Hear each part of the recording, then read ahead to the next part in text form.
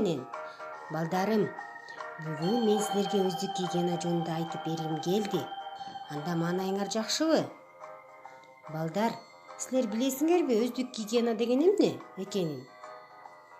Анда мен силерге айтып берейин. Бул өзүңдүн денеңдин, кийимдериңдин, буюмдарыңдын жана үйдөгү бөлмөңдү таза кармоо бул өздүк гигиена болуп эсептелинет. Балдар, ар дайым биз бети колубузду таза жууп жүрүшүбүз керек, алтындарым. Ар дайым бети колду тиштерибизди таза алып жүрүү дагы өздүк гигиенага кирет. Биз күнүмдүк жашообузда телефон, акча, эшиктин туткасын кармаганда, бүт баарын ушуларды кармаганыбызда микробдор жугат экен. Ошол микробдорду бир гана самын менен кетире алат экенбиз, балдар. Колду самындап жууганда туура жууганды билишибиз керек экен. Эң биринчиден алаканыбызга самынды көбүртүп, ар бир манжаларыбызды самындап жуушубуз керек экен.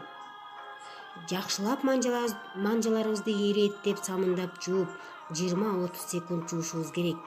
Андан кийин сүлгү менен таза арчышыбыз керек экен. Сүлгү менен арчып колубузду кургатпасак, сууголго микробдор бат жармашат экен. Демек, ар дайым таза жүрүү бул эң жакшы сапат экен. Балдар, күнүмдүк биз сабак аткарып жатканыбызда дагы тапшырмалар аткарганыбызда дептер, ручкаларыбызда, калем саптарыбызда микробдор толтура болот экен. Балдар, ошондуктан ар дайым таза жүрүшүбүз керек.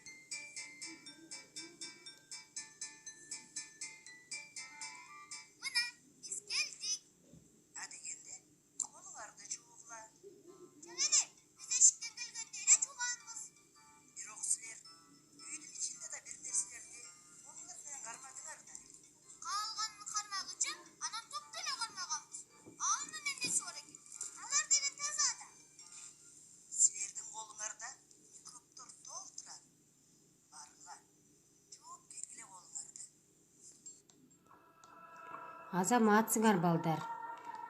Биз ар дайым дааратканадан келгенде, эшиктен үйгө киргенде, тамак ичер алдында колубузду самындап жууганды унутпашыбыз керек экен.